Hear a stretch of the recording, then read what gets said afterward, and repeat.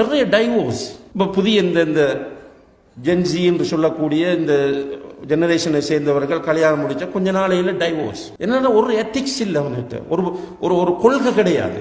மார்க்கத்தை படித்து மார்க்கத்தோடு வளர்த்த பிள்ளைய பிடிச்சி நல்ல சம்பளத்துக்கு இருக்கான்னு அவனுக்கு முடிச்சு கொடுக்குறான். கடைசியில் என்ன நடக்குதுன்னால் அவன் அந்த மார்க்கப்பட்டுள்ள பிள்ளையை கூப்பிடுறான், நீ அபாயாவை கழட்ட வேண்டும், நீ என்னோட ஃப்ரெண்ட்ஸோடு நின்று செல்ஃபி எடுக்க வேண்டும், என்னுடைய ஃப்ரெண்ட்ஸோடு நீ வந்து ரெஸ்டாரண்ட்டுக்கு வர வேண்டும், எல்லாரும் உண்டா இருந்து சாப்பிட வேண்டும், பிரஷரை கொடுக்குறாங்க. அந்த பிள்ளை மார்க்கத்தோடு இருக்கக்கூடிய பிள்ளை சொல்லுது, என்னால் முடியாது, எங்களம்மா அப்ப என்ன அப்படி வளர்க்கல. அப்ப 2 பேருக்கும் இடையில முரண்பாடு ஆரம்பிக்கிறது, தலாக். இந்த இடத்தில் பிரதானமாக தவறு விடக்கூடியவர்கள் பெற்றோர். என்ன நமக்கு தெரியுது ஃபித்னா வெளிப்பட்டு கொண்டிருக்கிறது, ஃபித்னா உச்சகட்டத்தை அடைந்து கொண்டிருக்கிறது என்பது நமக்கு தெரிகிறது. அப்ப இப்படி இருந்தா மௌத்து தானே, டைமுக்கு தானே வரப்போகுது. எந்த மகன் நான் மௌத்தானே நான் குளிப்பாட்டுறதுக்கு அவன் ரெடியா இருக்கும். அவன் முன்னால வந்து நான் எங்களோட வாப்பாக்க தொழுவிக்க போறேன்னு சொல்லணும். அவன் தொழுகையில 3வது தக்பீருக்கு பிறகு ஜனாசா தொழுகைக்குரிய துவாவை அழகா ஓதணும். தெரியாது யாரு பிள்ளைகளுக்கு ஜனாசா தொழுகையுடைய துவா தெரியும், யாரு பிள்ளைகளுக்கு குளிப்பாட்ட தெரியும், யாரு பிள்ளைது பிள்ளை இல்லை. குல்லு மௌலூதின் யூலது அலல் ஃபித்ரா. எல்லா பிள்ளைகளும் நல்ல இயல்போடுதான் அல்லாஹ்வால் படைக்கப்படுகின்றன. நம்ம தான் அதை எப்படி வளர்க்க வேண்டும் என்று திட்டமிடாமல் அதற்குரிய முக்கியத்துவம் கொடுக்காமல் நம்ம மிஸ் பண்ணுவதனால் ரிசல்ட்ஸ் மோசம். நிறைய பேரண்ட்ஸ் பிள்ளைகளால் என்று ஸ்ட்ரெஸ். உங்களுக்கு தெரியும், நான் சொல்ல தேவையில்லை. இப்போ கட்டாரில் வாழ்றவராக இருக்கலாம், குவைத்தில் வாழ்றவராக இருக்கலாம், அல்லது சவுதி அரேபியாவாக இருக்கலாம், அல்லது இதுக்கு வெளியே யூரோப்பாக இருக்கலாம், அல்லது அமெரிக்காவாக இருக்கலாம். சில நேரம் இவர் உழைக்கிறதுக்கு போறார், போய் வந்தா இங்க நிலைமை எல்லாம் அவுட். ஒரு சகோதரி எனக்கு கால் பண்ணினார். கால் பண்ணி சொன்னார், என்னுடைய கணவன் வெளிநாட்டிலிருந்து வந்து 6 மாதமாகிறது, என்னோடு பேசுவதில்லை, என்னோடு அவர் இதுவரை உறங்கவும் இல்லை, என்னை தலாக் சொல்ல போகிறேன் என்று சொல்கிறார் என்று நான் ஒரு சப்போர்ட் பண்ணணும்னு நேற்று எதிர்பார்க்கிறேன். நாங்கள் எதனால செய்கிறாரு சொல்றா, என்னுடைய மகன் மிஸ் ஆயிட்டான். அவர் ஒன்றும் வாங்காமல் என்னை திருமணம் முடித்தார், நிலம் வாங்கினார், அழகான ஒரு வீட்டை கட்டினார், ஒரு வாகனமும் வாங்கினார். 2 பிள்ளைகள் தான், ஒரு ஆம்பளை பிள்ளை ஒரு பொம்பளை பிள்ளை. மகன் மிஸ் ஆயிட்டான். மகன் மிஸ் ஆனதை நான் அவருக்கு எத்தி வச்சேன். மகன் மிஸ் ஆனா மகன் ட்ரக்ஸுக்கு அடிக்ட் ஆயிட்டான். ஆனா மகள் லவ் பண்ணதுன்னு எனக்கு தெரியும். ஆனால் நான் என்னுடைய கணவனிடத்தில் அதை மறைத்தேன். காரணம் என்ன, இந்த பிள்ளை எனக்கு ப்ராமிஸ் பண்ணிச்சு, நான் நல்லா படிப்பேன், ஓஎல்ல நல்ல ரிசல்ட்ஸ் எடுத்தது, நான் ஏஎல்லில் நல்ல ரிசல்ட்ஸ் எடுத்து காட்டுவேணுமா, என்னை நம்புங்கள், நான் மற்ற பிள்ளைகள் மாறி இல்லை. நம்மளோட வாப்பாட நிலைமை எனக்கு தெரியும், உங்களோட நிலைமையும் எனக்கு தெரியும். ஆனால் அந்த பையன் எனக்கு பிடிச்சிட்டு நான் அவனை விரும்புகிறேன், ஆனால் நான் எக்ஸ்ட்ரீமாக போக மாட்டேன் என்று அந்த புள்ள சொன்னதை நான் நம்பினேன். அதனால் என்னுடைய கணவனிடத்தில் இந்த மெசேஜை சொல்லாமல் நான் மறைத்தேன். அவர் வெக்கேஷன் வந்து பார்க்கிற நேரத்தில் புள்ள படிப்பில் ஃபெயில்,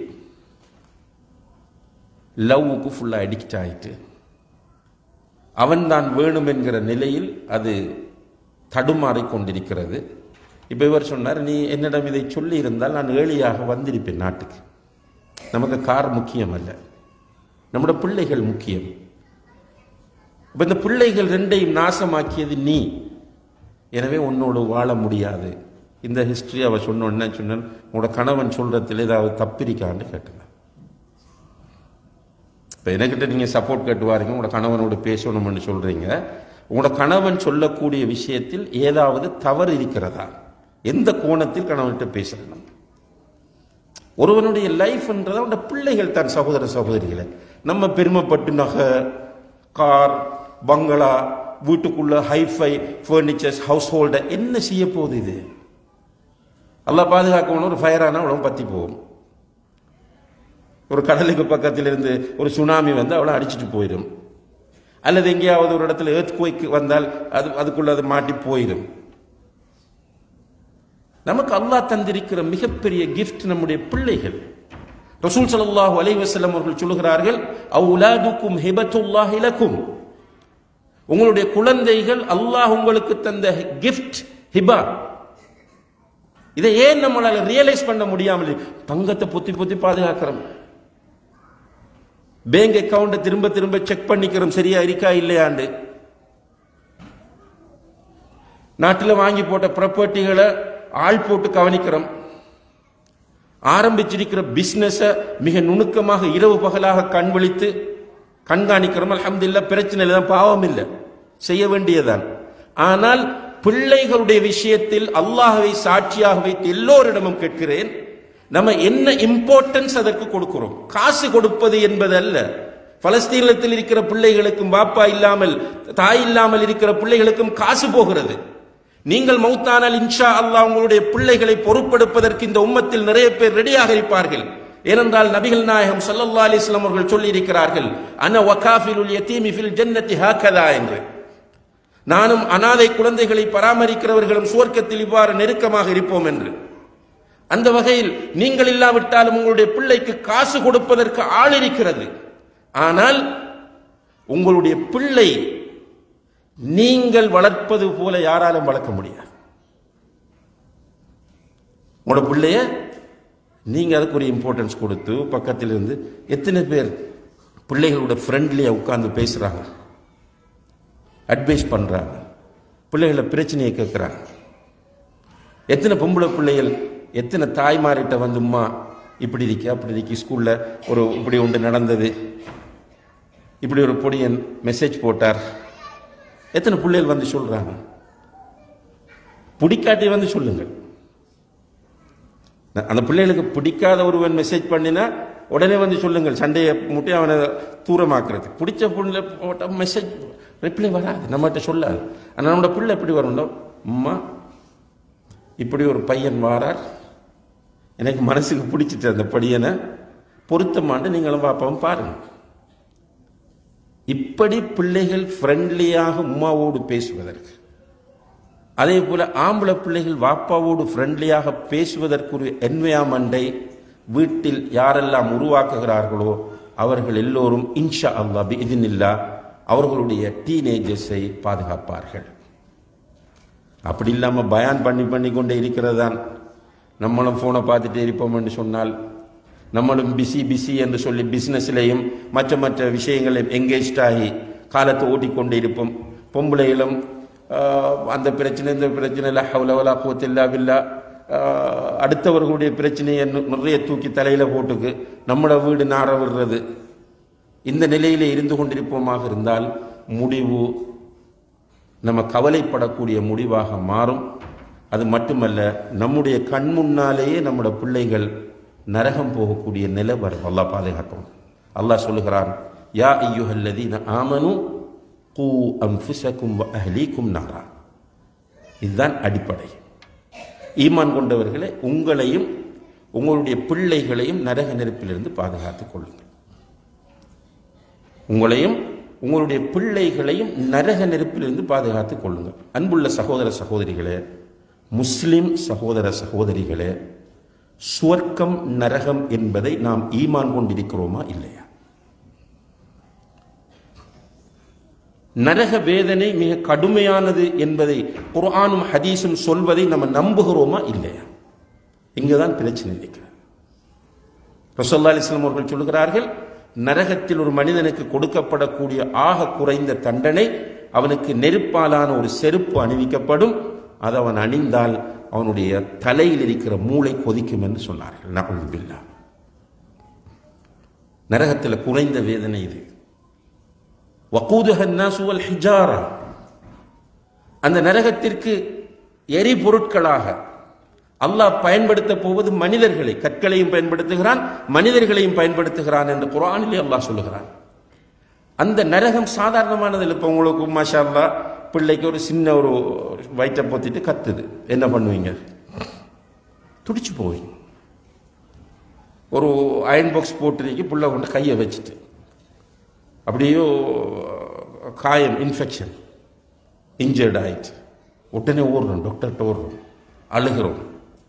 அல்ஹம்துலில்லாஹ், நம்மட கண் முன்னால நம்மட பிள்ளை கொழுந்து விட்டெறியக்கூடிய நரக நெருப்பில் தூக்கி போடப்படுவதை ஈமானுள்ள எந்த ஒரு முஸ்லிம் ஏற்றுக்கொள்வார்? சாதாரணமானதல்ல நரகம். அங்கே கொடுக்கப்படுகிற உணவுகள் பயங்கரமானவை. குல்லமா நضجت جلودهم بدلناهم جلودا غيرها ليذوقوا العذاب. அவர்களுடைய தோள்கள் நெருப்பில் போட்டு பொசுக்கப்படுகிற போது திரும்பவும் தோலை கொடுப்போம் அந்த நரக வேதனை அனுபவிப்பதற்கு. அவர்கள் தண்ணீர் தண்ணீர் என்று கத்துவார்கள். அவர்களுக்கு கடுமையாக சூடாக்கப்பட்ட தண்ணீர் கொடுக்கப்படும். யஷ்வில் உஜூ, அந்த தண்ணியை குடிக்க இயலாது. முகத்துக்கிட்ட கொண்டு போனாலே முகத்தை பொசுக்கிவிடும், மஷ்வியாக்கிவிடும். முகத்தை மஷ்வியாக அந்த தண்ணீர் மாற்றிவிடும். அதையும் தாண்டி அவன் குடித்தால் ஃபதகத்தஅத் அம்ஆஹு, அவனுடைய வயிற்றில் இருக்கிற குடல்களை எல்லாம் துண்டு துண்டாக ஆக்கிவிடும். எனவே அன்புள்ள சகோதர சகோதரிகளே, கல்வியை கொடுப்போம், ஒழுக்கத்தை கொடுப்போம், மார்க்கத்தை கொடுப்போம். எல்லாம் எதுக்குன்னா நம்மளோட பிள்ளைகளை நம்ம நரகத்திலிருந்து பாதுகாப்பதற்கு, பெருமைப்படுறதுக்கு இல்லை. இந்த உலகத்தில் பிள்ளைகள் இம்மையிலும் மறுமையிலும் நமக்கு கண்குளிர்ச்சியாக வர வேண்டும். இந்த சிந்தனையோடு பெற்றோர் பயணித்தால் நிச்சயமாக அல்லாஹுடைய உதவியை கொண்டு நல்ல மாற்றங்களை சமுதாயத்தில் எதிர்பார்க்கலாம். அதே நேரத்தில் இந்த டீனேஜர்ஸை சரியான முறையில் கைட் பண்ணுறதுக்கான ப்ரோக்ராம்ஸ் ஸ்கூலுகளுக்கு தேவை. சும்மா வெறுமனே பாடத்தை நடத்துறது, போகிறது, சம்பளத்துக்கு டீச்சர்ஸை வைக்கிறது, அப்படி இல்லாமல் அவர்களிடம் ஒரு திட்டமிடப்பட்ட ப்ரோக்ராம் இருக்க வேண்டும். அதுபோல சமூக நிறுவனங்களாக இருக்கக்கூடிய குறிப்பாக பள்ளிவாசல்கள் இந்த டீனேஜர்ஸ்களுக்கு தேவையான ப்ரோக்ராம்ஸை அவங்க டிசைன் பண்ணணும். இப்போ நம்மளோட பள்ளிக்குள்ள டீனேஜர்ஸ் போகலாம். கொஞ்சம் அந்த பிள்ளைகள் சிரிச்சா மூத்தாக்கள் கூப்பிட்டு அடித்து அனுப்புகிறாங்க, ஏசி அனுப்புகிறாங்க, திட்டி அனுப்புகிறாங்க. அவன் இங்கே பள்ளிக்கு வரப்போகிறாங்க. இப்போ சில நாடுகள், இப்போ கனடாவில் போய் பார்த்தீங்கன்னா சில கம்யூனிட்டி மொஸ்குகள் இருக்கின்றன. சுப்ஹானல்லாஹ், அந்த பள்ளிகளில் அழகான ப்ரோக்ராம்ஸ் டீனேஜர்ஸுக்கு. பிள்ளைகள் விரும்புகிறாங்க, ஸ்கூல் முடிய விரும்புகிறாங்க, நான் மஸ்ஜிதுக்கு போகணும். யூகேயில் சில இடங்களில் அதை செஞ்சிருக்கிறாங்க, அமெரிக்காவில் சில இடங்களில் இருக்கு. அப்போ பிள்ளைகள் ஸ்கூல் முடிந்து வந்தால் மஸ்ஜிதுக்கு நான் போக வேண்டும் என்று ஆசைப்படக்கூடிய வேலை திட்டங்கள் ஸ்ரீலங்காவில் ஒரு மஸ்ஜிதிலும் கிடையாது, தமிழ்நாட்டில் ஒரு மஸ்ஜிதிலும் கிடையாது. என்னமோ பள்ளி வாசல் என்பது வயதானவர்களுக்குரிய புகலிடம் என்பது போன்று பள்ளியை மாற்றி இருக்கிறார்கள். அடுத்தது பயான் பண்ற இடம். பயான் தான் நடக்கணும். பிள்ளைகளை கூப்பிட்டு வச்சு பயான் பண்றது. பிள்ளைகளை கூப்பிட்டு அவங்களோட வயசுக்கு இப்போ உள்ள காலத்திற்கு இப்போ நான் ஒரு பயான், அவர் ஒரு பயான், இவர் ஒரு பயான், என்ன நடக்கும்? இந்த பிள்ளைகள் சும்மா உட்காந்துட்டு ஃப்ரீஸ் ஆகிட்டு போயிட்டே இருப்பான். அவனை சேஞ்ச் பண்றதுக்கு இந்த காலத்திற்கு என்ன முறை தேவை என்று சிந்திக்கிற நிர்வாகிகள் பள்ளிக்கு வர வேண்டும். மௌலவியை கூட்டிக்கு வந்து கத்தி பேசுங்க, சொல்லு ஃபீட்பேக் தாரது அவனுக்கு கத்தி பேசு. அவன் பிள்ளைகள்கிட்ட அவன் சிரிச்சிருப்பான். இவர் கத்த கத்த அவன் ஜோக்கா எடுத்துட்டு அவன் ஆளுக்கால் டச் பண்ணிட்டு சிரிச்சுட்டு போவாங்க. அப்போ அந்த பள்ளியில் நிர்வாகியாக வாரவர் வந்து ஓரளவு அந்த விஷயங்களை உள்வாங்கக்கூடியவராக இருக்க வேண்டும். அதே போல குடும்பத்தில் உள்ள எல்லோருமே, உம்மா பாப்பா மட்டுமல்ல, நம்மளோட இங்கே ஒரு 40 வயசுக்கு மேற்பட்டவங்க, நீங்கள் உங்களோட சின்ன பருவத்தை யோசிச்சு பாருங்க. நம்மளோட பக்கத்து வீட்டுக்காராலும் நம்மள அக்கறை காட்டினாரா இல்லையா? நம்ம சில நேரம் தவறு செய்யும் போது நம்மளோட பக்கத்து வீட்டுக்காரால் கூப்பிட்டு நமக்கு புத்தி சொல்லுவார், கேட்கலன்னா வாப்பா கிட்ட சொல்லி கொடுப்பார். நம்மளோட அங்கிள் வருவார், அப்பா வருவார், தூரத்து உறவுக்காரர்கள் வரும், எல்லாரையும் தெரியும் நமக்கு. இப்ப பிள்ளைகளை கூப்பிட்டு குடும்பத்தில் ஒரு பெரிய ஆள், என்ன பெரிய ஆள், ஒரு தாய் கூட, நல்ல ஃபேமஸான தாய், அவர குடும்பத்தில் உள்ளவர்கள்ட்ட போய் என்ன தெரியுமான்னு கேட்டால் தெரியான்னு சொல்லுது பிள்ளை. என்ன அம்மா அப்பா அவர் அடையாளப்படுத்தலை. எனவே குடும்பம் இவைகள் அனைத்தும் சேர்ந்து முயற்சி செய்தால் இந்த டேஞ்சரான காலத்தில் இந்த டீனேஜர்ஸை ஓரளவு நம்ம பாதுகாக்கலாம். நம்ம சமூகத்தில் குறை சொல்லி பிரயோஜனம் இல்லை. பள்ளிவாசல் ப்ரோக்ராம் போடலைன்னு சொன்னாலும் பாதிக்கப்பட போவது பேரண்ட்ஸ் ஆகிய நம்ம தான். எனவே முதல் நிலையில் நாம் ஒவ்வொருவரும் நம்முடைய பொறுப்பை சரியான முறையிலே புரிந்து கொண்டு அல்லாஹ்விடத்தில் நிறைய துஆ கேட்டு நிறைய நம்ம தியாகம் செய்ய வேண்டும்.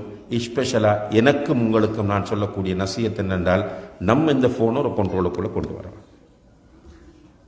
நம்மட கைகளில் இருக்கிற ஃபோனை நம்ம ஒரு கட்டுப்பாட்டுக்குள்ளே கொண்டு வந்தால் பிள்ளைகளை ஓரளவு நம்ம முன்மாதிரியாக இருக்கும்போது கட்டுப்படுத்தலாம். அடுத்தது நமக்கு டைம் நிறைய கிடைக்கும் பிள்ளைகளோடு உட்கார்ந்து பேசுறது.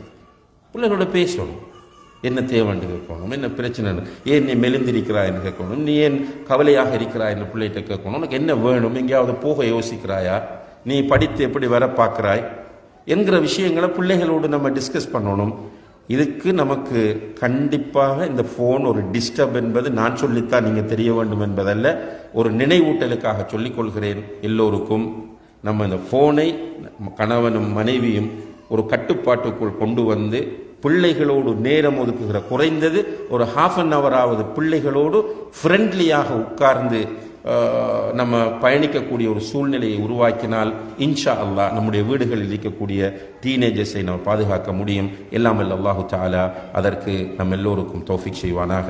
வ ஆஹிரு தஅவானா அனில் ஹம்துலில்லாஹி ரப்பில் ஆலமீன். வஸ்ஸலாமு அலைக்கும் வரஹ்மத்துல்லாஹி வபரகாத்துஹு.